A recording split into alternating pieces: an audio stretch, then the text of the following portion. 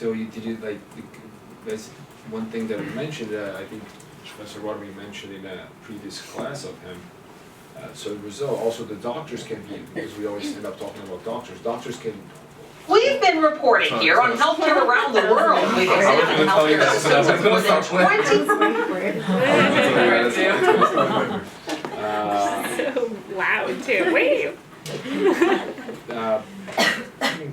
Both private and doctors can work both in private and public sector, and they usually do, because usually in the private sector you get paid more, but you usually don't have the, in Brazil it's a labor thing in Brazil, so you have more stability when you're working in the public sector.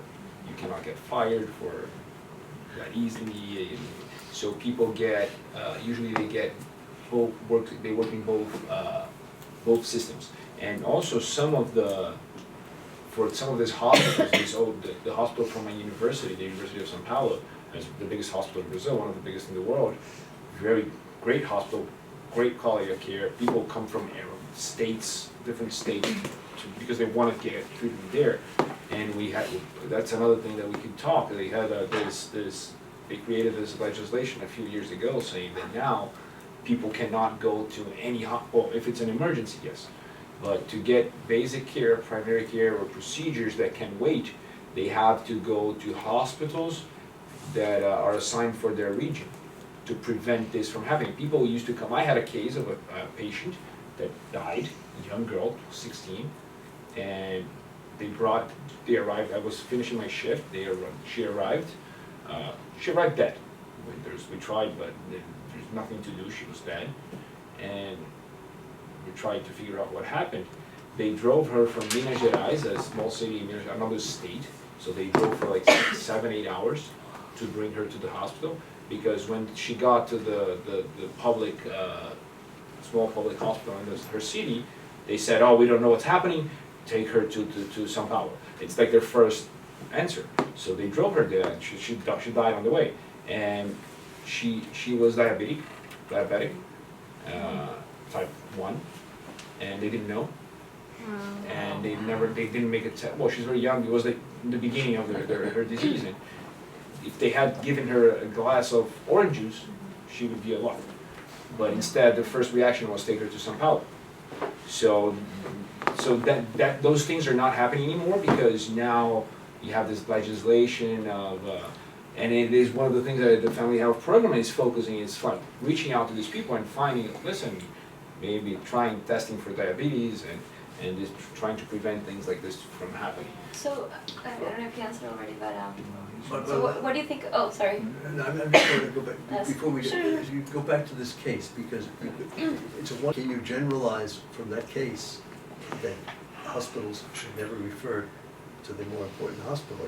I could tell you another story about someone who arrives in the hospital and they do a terrible misdiagnosis and she dies because she didn't get the proper skill. So the question's more general. How do you design a system where there's going to be some kind of competent triage which makes sure that the right patient gets to the right place? I mean, And that nobody gets in without that fundamental triage. That's the challenge, the coordination. I mean, this case was pretty simple. It's Sure. diabetes. Yeah, I mean, it's very easy to diagnose. Clearly. So it was just to illustrate why you used to But they didn't even do that. There wasn't even a procedure to screen her or to triage her, right? They just said, that was because that was the old way. It's something Yeah. something a little more complicated. Let's send it to some Right. Now you cannot do that anymore. Sure. And they're focusing Yeah. on trying to create these small groups that are going to help these small cities and give access to them to this primary care, so that things like this do not happen again. You still have people coming from other cities, for example, for a transplant or for major procedures, because the biggest hospitals and the more technology, they still are in São Paulo, in Rio, in the big cities. Yeah, so about the two hospitals you were talking right now, why did they refer the girl to a hospital which are like 7-8 hours? Because Wasn't there anything like, not just public but even private clinic or anything She might have been nearby? able to pay, I mean. Because she must have gone on unconscious first and all the way it's to like one of those things. I'm gonna buy a computer. I'm gonna buy Apple. Why? Oh, because it's the best. Maybe it's not the best, but it has like, oh, São Paulo is the best, they have the best hospital, so take her there because we don't know what's happening. It was a stupid mistake, you know what I mean, but it's a cultural thing. If you have something, you know, go to a big city. Now that's not happening anymore. That's one of the decentralization idea that they're trying to implement in Brazil. So this is getting much better, and so you have the doctors. For example, the doctors that work in my the hospital that I study at, my university hospital. The best doctors in Brazil are there, and why do the best doctors in Brazil work in that hospital? Because it's like a brand. So if you are a doctor or a professor at the University of São Paulo Medical School, you are the best doctors in Brazil. So the same guys that work in the most expensive hospitals in Brazil and charge a fortune, they also work in the public system. So you get this mix, which is good in a way, of people working in both areas. It's a very Latin American mix. I think it happens in other places, not just Brazil, where like doctors will work in the public sector, and they also have private practices where they can charge a lot of money. Yeah, that was my question. Like, I didn't know that they were allowed to take up both sectors. You can. Because in the public sector, the slide said that doctors are paid like 3 times more, mostly, as compared to. You can work in both, and most doctors do. Most doctors do have a job in a public sector and in a private sector. They have a private clinic of their own. They work in a private hospital. And they work in the public. I think what they were saying is that they paid them more to motivate, probably no. to motivate them to work in the poor areas, but those are probably like younger doctors, probably not doctors that necessarily come from like very prestigious, public, universities. They were saying is that when they pay the salary for the people who work in the family health program or in this public sector, the salary of that doctor is going to depend on the area he's going to work at in the public. So if it's a very dangerous area, favela in Rio, it's very dangerous, they get paid more money. And to work there, it's to stimulate them to go there. So I had a lot of friends, for example, who graduated from my university, which is considered the best in Brazil. People usually get out of that university with very good job offers in private sector. But a lot of them chose to go, for example, they do a 1-year contract or 2-year contract, and they go to the Amazon, or areas like isolated areas. The government pays them a lot of money to move from São Paulo there, stay there for 1-2 years, not only to take care of people, but they also train people there, and they stay there for 2 years. They relax because it's a much more relaxed area. They have their adventure, their Amazonian adventure. You know, they chill after all the 10 years of studying. They go there, they chill for 2 years. They get paid a large sum of money, and then they come back to São Paulo. So it's a lot of people do that. What about the doctors who are in the public hospital on salary, and they also work in the private clinics? Yes. Are they full-time salaries or 2/3 time salaries? So it depends. You can have a contract to be a part-time contract. You can get a full-time contract, and then work outside of those hours in Brazil. Outside of those hours. So what happens is, but one problem that they had a major scandal 2-3 years ago in Brazil is that they found out in some hospitals, the doctors, they go to the public hospital, they sign in, they leave, and they go to their clinics, and then they come back to sign out. So it was a big scandal. One of the biggest TV channel in Brazil did a whole investigation, and it was a biggest scandal. So things like this happen when you have this type of liberty to go work in both sides. But still, like a lot of people have. First of all, when you work on the public side, you have a more diverse setting. Clientele too. So it's also a learning thing. It's a people learning. So like a slightly like unrelated question. So is there like right now with everything that's going on right now politically in Brazil, any talk of how all of this is impacting or will impact the system? I mean, and if he's there, then we can.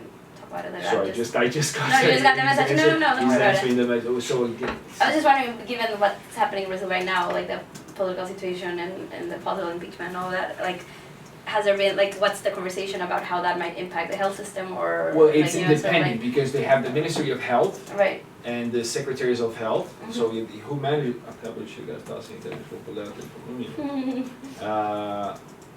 so I didn't- his internet was not working. So you see Brazil, like, that's one of the last things that I love about New York. My internet always works. You have those, he's gonna use the internet on his phone. So It'll healthcare is work. managed by the Ministry of Health, right? So it's before the Reformation, it was managed by the federal government. So then. Now it's an independent right. ministry who gets the money from taxes, Okay. This and is Directly. they distribute everything. So it doesn't matter who is the president, which Okay. party is in control.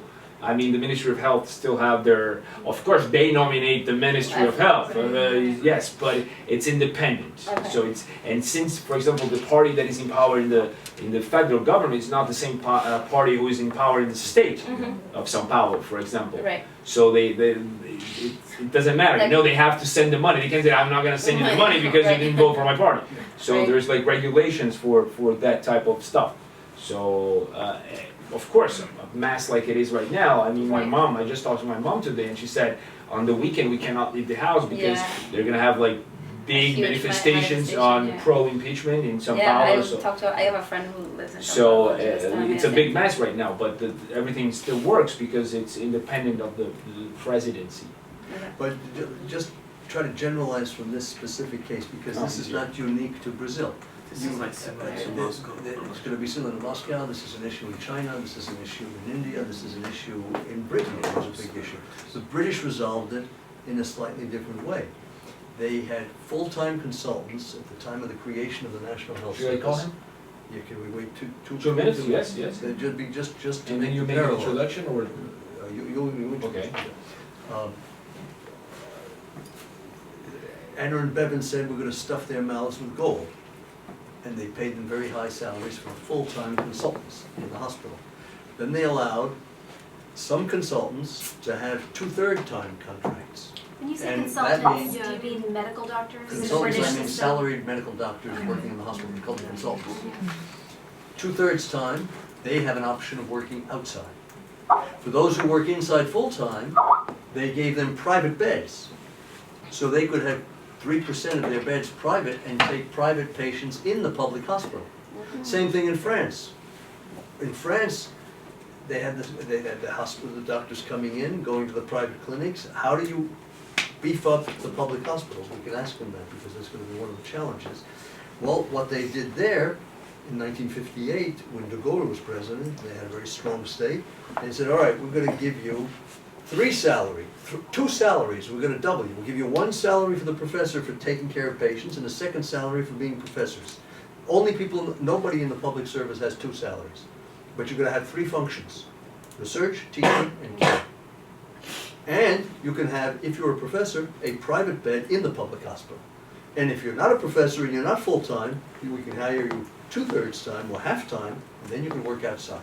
So every system has negotiated this with different institutional capacity, different regulatory standards, and it's a common problem across the public-private mix. And that's an interesting angle at which to look at these systems and how you do it at different levels of development with different levels of bureaucratic capacity to enforce this, because as you say, if you could, let's go to Dr. Becker.